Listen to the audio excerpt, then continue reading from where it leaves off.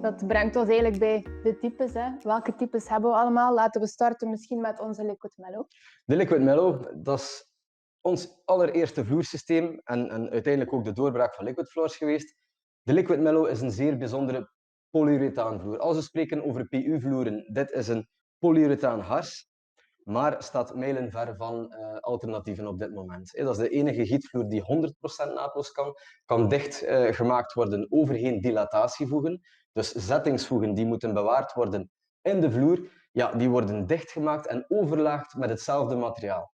Wat er in feite voor zorgt dat je een strak, unikleur geheel krijgt, maar ook effectief met alle zettingsvoegen en dilatatievoegen volledig dichtgewerkt. Zeer bijzonder vloersysteem, heel tactiel ook. Zacht systeem, dat is een spraycoat finish. Zeer aangenaam naar huidcontact toe. Dit zijn systemen, en de Mellow voorop, die gecreëerd zijn op huidcontact, op loopcomfort.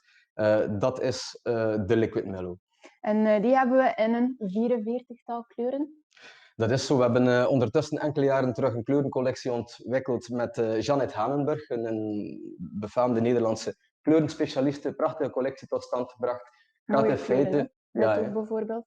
Ja, dus dat gaat in feite van het witste wit tot zeer donker, maar ook alle felle tinten daartussenin. Dus die collectie is in feite opgedeeld in de Pure Collection, de Earth, de Vivid voor alle levendige kleuren en dan de Dark voor alles wat donker gepigmenteerd is. Super. En dat brengt ons tot onze tweede soort en dat is onze Soakreed. Een meer genuanceerd systeem. Een meer genuanceerd systeem. Als we kijken naar de Soakreed, u zal dit iets moeilijker zien op camera. Ik geloof niet dat het zichtbaar zal zijn op deze manier. Je kan het uiteraard zien op de website van Liquid Floors onder onze referenties. De Soakreed is een genuanceerd, gewolkt vloersysteem. Dat is eerder een geleefde look. Hammam-stijl bijvoorbeeld komt prachtig tot zijn recht in een iets ander type project alweer. Want dat is uiteindelijk het meest boeiende tussen die vloersystemen.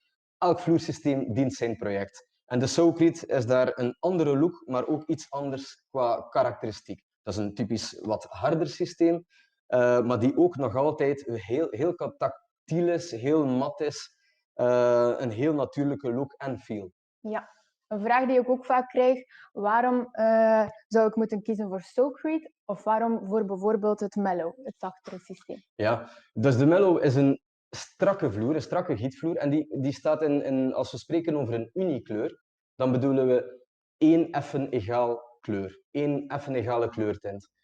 De Soakreed kan binnen één tint iets wat meer wolking geven, maar uiteindelijk is het de naadloosheid van beide systemen die het zo mooi maken, die de ruimte gaan opentrekken en ook ontwerpers die architecturale vrijheid, waar we vaak over spreken, gaat bezorgen.